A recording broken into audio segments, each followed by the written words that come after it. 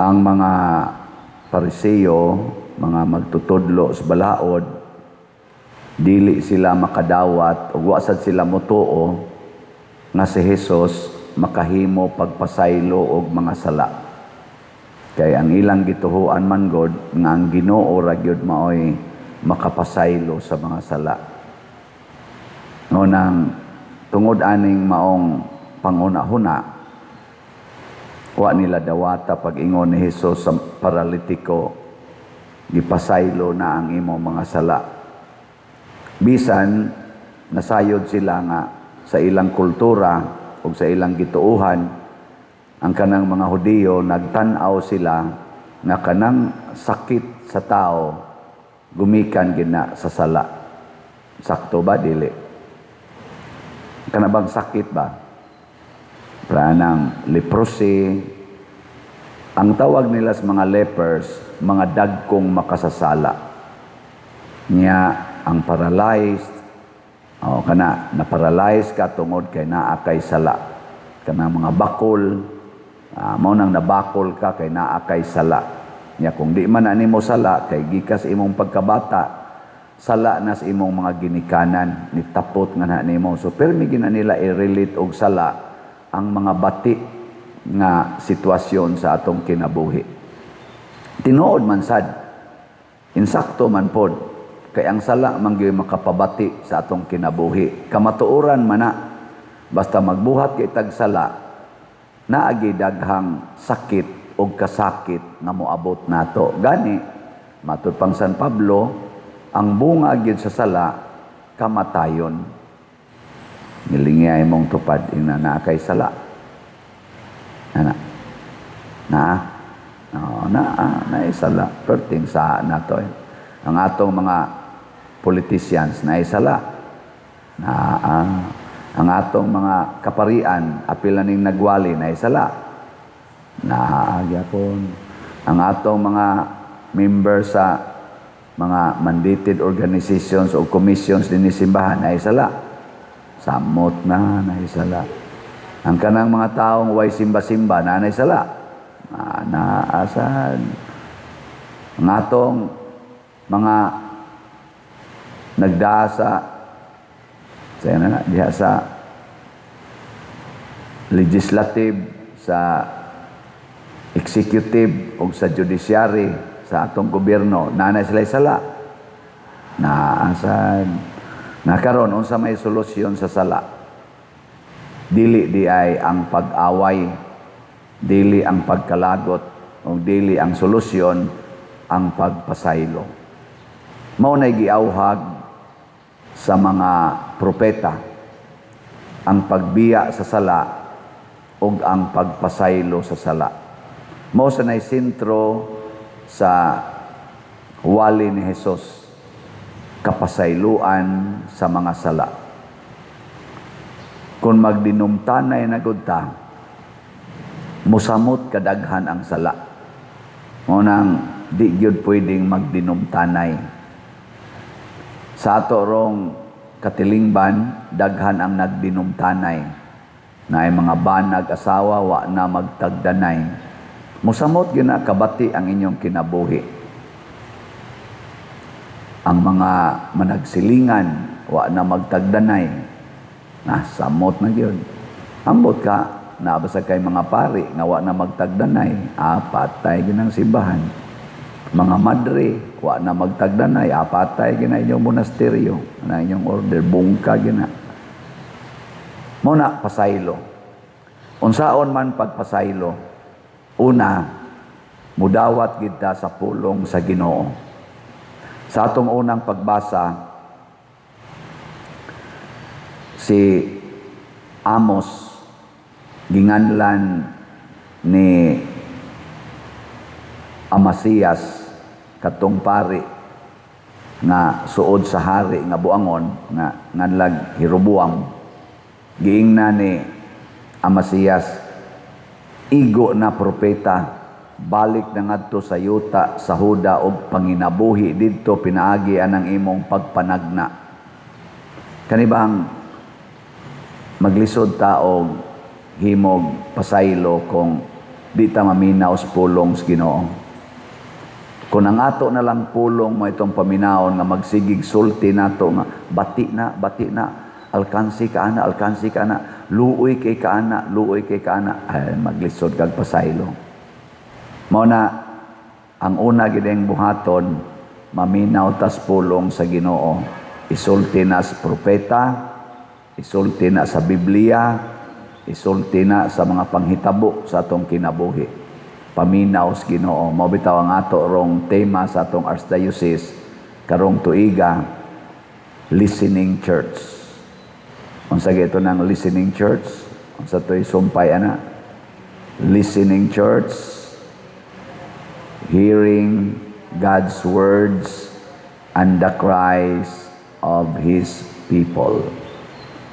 Maminaw ta sa pulong sa Ginoo ug sa pakiluoy sa atong isig katawo. Mao na ay una natong buhaton. Nabitay anak nga naghimo og krimen kadtong nahitabo sa Tacloban. Sa atong na hibaw-an sa social media, ang iyang ginikanan tawgo na to dysfunctional, magsigig away nga siya sad maigro sa away, nahuog siya og battered child nga nagtubo niya na. Way pagpasayloay ang ginikanan, siging sininghagay, way kalinaw. Ang resulta, ang bata gubot sa utok, pag-abot sa panahon nga naa siya gikalagutan, galisod sa siyag pasaylo. Nga haron mawa ang kagubot siyang utok, kay gubot dito sa pamilya, gubot sa dito eskwelahan, may pagmugamit tag armas, pamusilon tani sila para mahilom. Mao na atong solusyon, patya na lang na. Haron mahilom na, dili aron mahilom pasayloa. Nindota no? Sakto ba ng pamaagis Ginoo o sayok? Kung atong tawgo na siya tawhanong analysis, sayop yun. Kay mag-anad man ang buangon. Pero kung atong tanawon sa matas pagtuo, wisdom of God, puwerteng saktuha. Nganong puwerte mang saktuha? Kay kana di ang pasaylo mga igsuon, makapatransform na sa kasing-kasing sa tao. Daghan kaing mga taong dautan kaing binuhatan nga gisigihag-hatag og pasaylo sa mga taong suod sa Ginoo na nga usab ilang kinabuhi. Usanan ni ana si San Pablo. Sa dihang si San Pablo giingna ni Ananias, igsuong Saulo, gipasaylo na ang imong mga sala o gipaanhikos Ginoo aron ayuhon kas imong sakit, na usab gyud si San Pablo. Si San Agustin, giingnan sad ni Saint Ambrose, gipasaylo ng imong mga sala, ayaw ka guilty. Offer sa Ginoo sa imong kaugalingon, nahimong pari si San Agustin, nahimo pang santo. Ana, mao na ang pasaylo, the power of forgiveness. Kamatuura na nga makita nato sa katilingban nganong magdinumtanay pagyud. Mag-isig na lang tag paningkamot, tinabangay aron mawagtang ang sala. Matod pa sa atong tubag sa Salmo, ang mga hukom sa Ginoo matuod ug silang tanan matarong. Nya unsa may hukom sa Ginoo? Pasaylua ang nakasala, dumti ang sala. Iko na ba ato kunong i-repeat? Ready, go. Pasaylua ang nakasala, dumti ang sala. Karon, kung ikaw kusog ay mo pasaylo, mahimo sad kang sensitive sa panginahanglan sa imong isig katao. Kasagaran sa mga tao mapasayloon, matinabangon. Pero kani mga tao madinumtanon, unsa nila? Condemning. Dili na sila mo tabang. Mo na resulta na. Mo to mga Pariseo panahon ni Hesus, kita ganig makasasala, abo nga na sala. Mayra sana para niya. Haron makaamgo na, ada buangon sa kay na oy. May na magbago siya. Di ba na no? Napamgani word nga mercy. Ana. Pero ang Ginoo mo ipahukmon dili. Kanang nakasala niya nagantos na pasayloa, tabangi, agakaya, ngano man ang tanang nakasala biktima sa yawa. Ang atong tinuod nga kontra mao ang yawa. Ang tinuod natong isalikway mao ang yawa. Dili ang biktima sa yawa. Nilingian sa imong tupad ina kapila na ka na biktima. Ana no?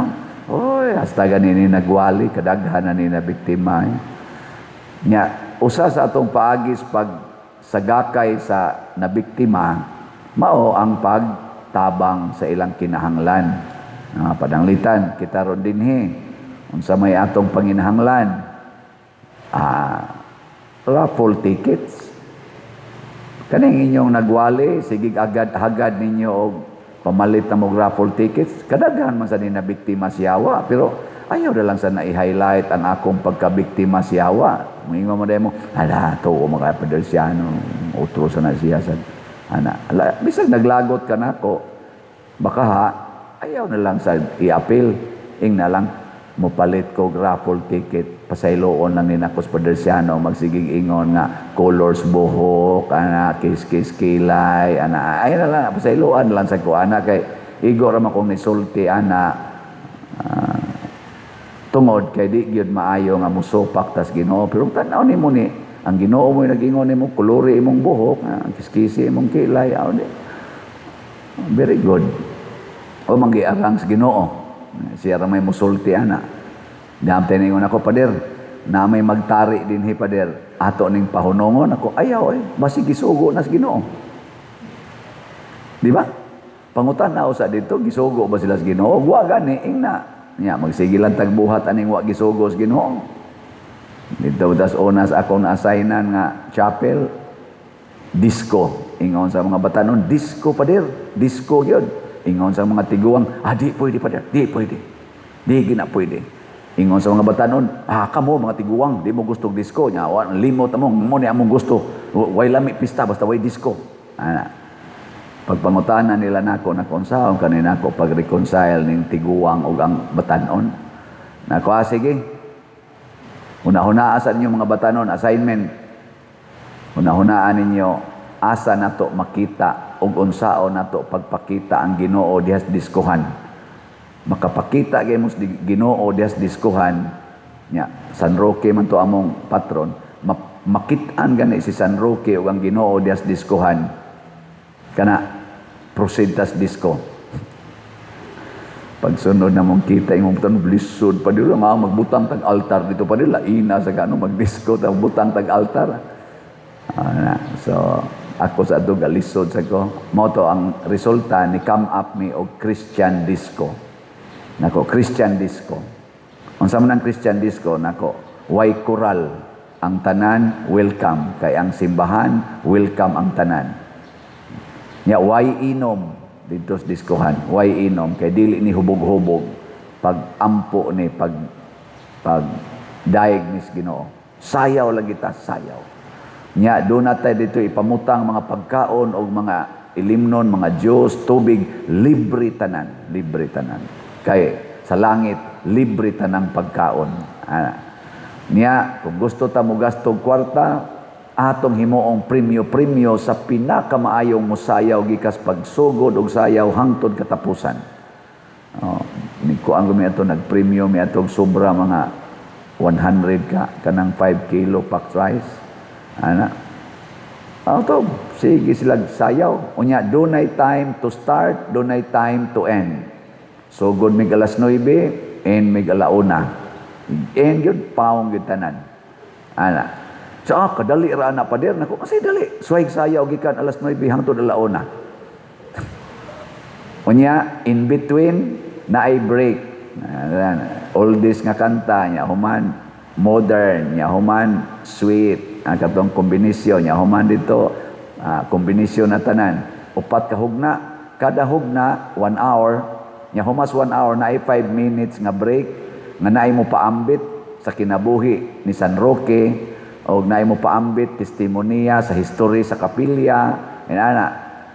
Ay ighuman lagi igpaong, ay na igpaong music, nya sigang suga, nya naada yung paambit, manglakaw nga tulayo, manglakaw mga tao baka to mga buangon, lakaw.